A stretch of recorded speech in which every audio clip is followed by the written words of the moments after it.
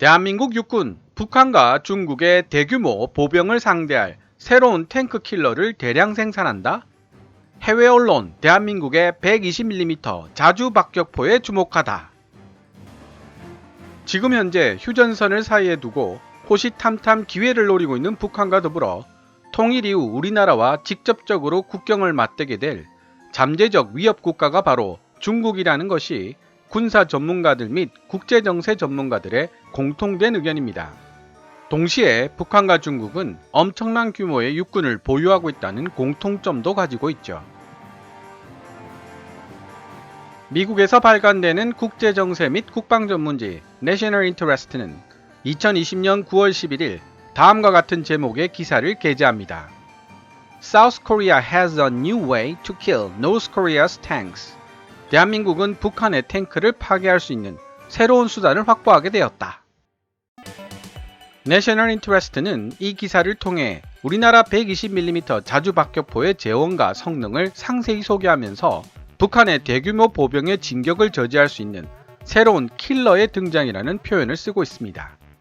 사정거리가 13km에 달하는 로켓 보조탄까지 발사할 수 있는 120mm 자주 박격포는 기존 박격포보다 훨씬 더 길어진 사정거리와 폭발력을 가지고 있을 뿐만 아니라 최대 발사 속도 모드에서는 분당 10발, 그러니까 6초당 1발을 발사할 수 있으며 자동화된 사격 통제 장치와 반자동화된 장전 시스템까지 장착되어 있다는 사실도 매우 상세하게 서술하고 있죠.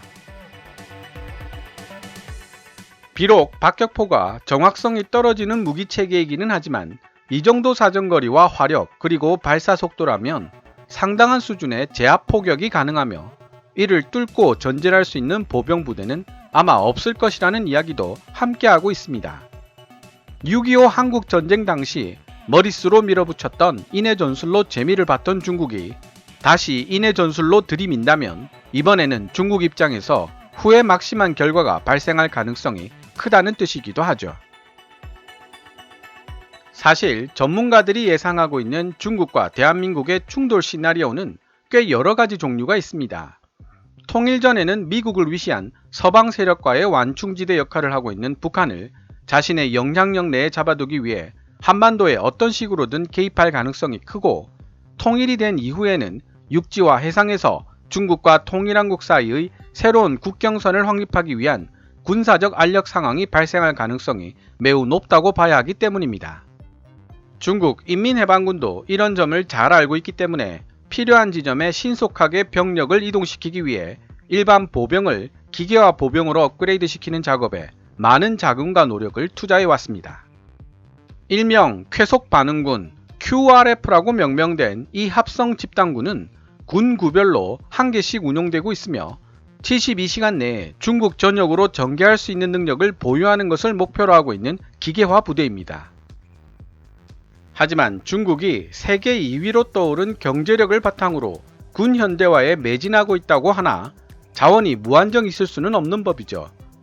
95만 명에 가까운 중국 육군 병력들 중에 이러한 엘리트 기계화 보병은 극히 일부에 불과할 수밖에 없습니다.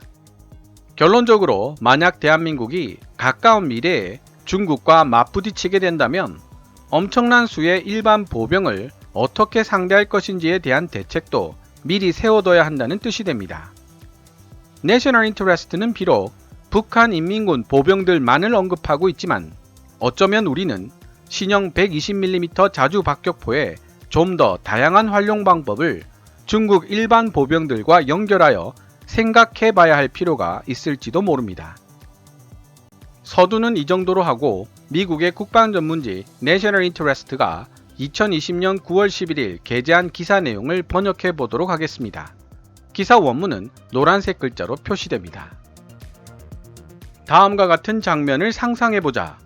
수많은 북한 기갑부대의 전차들이 비무장지대 DMZ를 돌파하고 북한 보병들이 빠르게 그 뒤를 따라 벌떼처럼 남하하고 있다.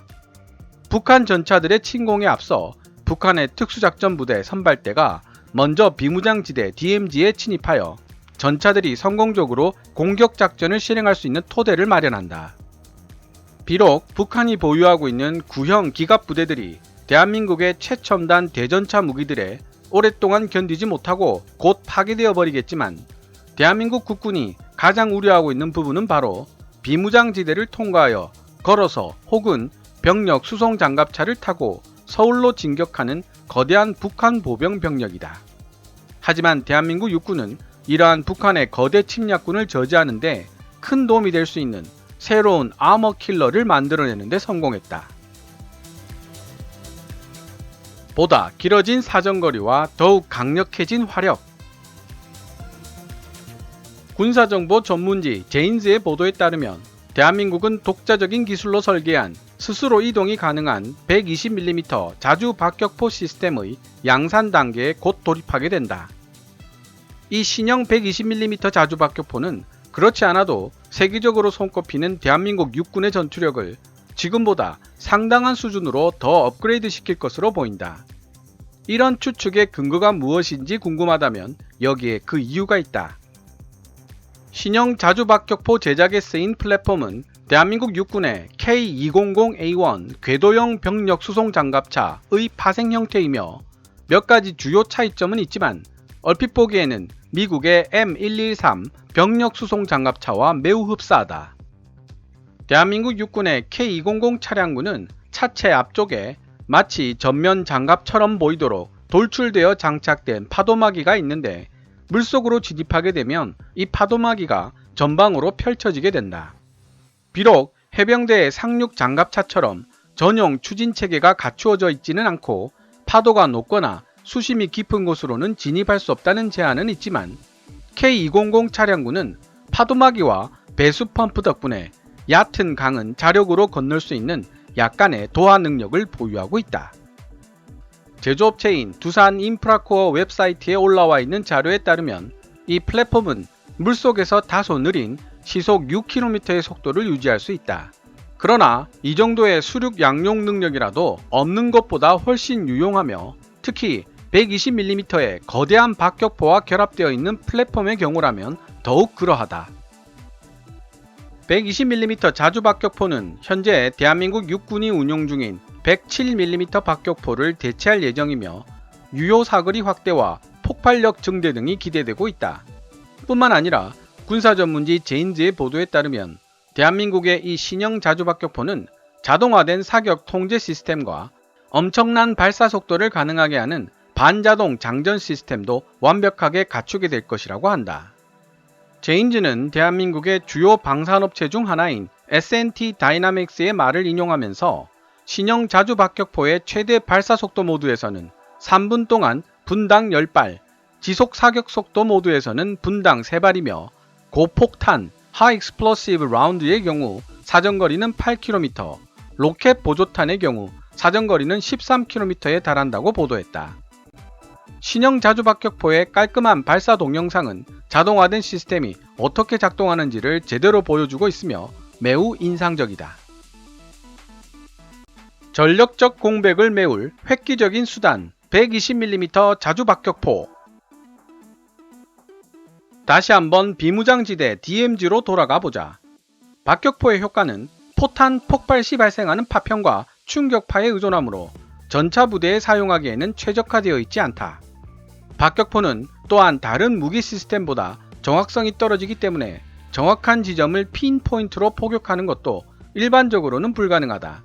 하지만 박격포 포격의 부족한 정확성은 빠른 속도와 엄청난 양으로 승부하는 박격포 특유의 제압 사격 능력으로 충분히 커버할 수 있다.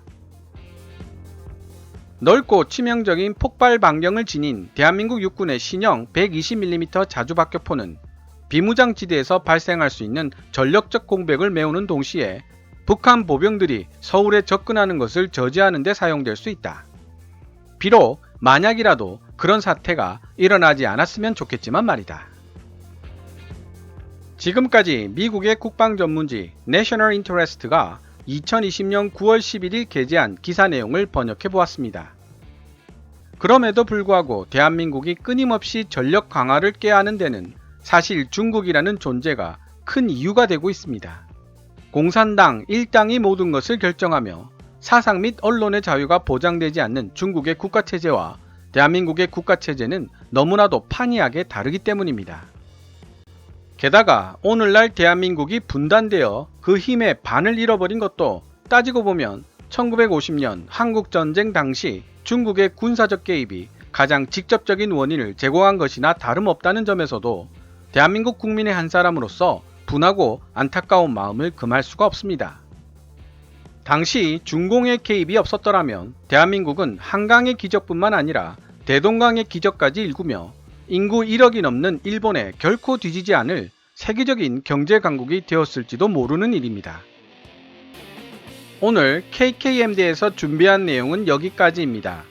좋아요와 구독 그리고 영상 업로드 알림 설정 및 광고 시청은 제작자에게 큰 힘이 됩니다. KKMD 유료 커뮤니티 채널 멤버로 가입하시면 더 빠른 영상 시청이 가능하고 영상 제작 후원도 하실 수 있게 됩니다. 지금까지 시청해 주셔서 감사합니다. Kevin's Military Channel KKMD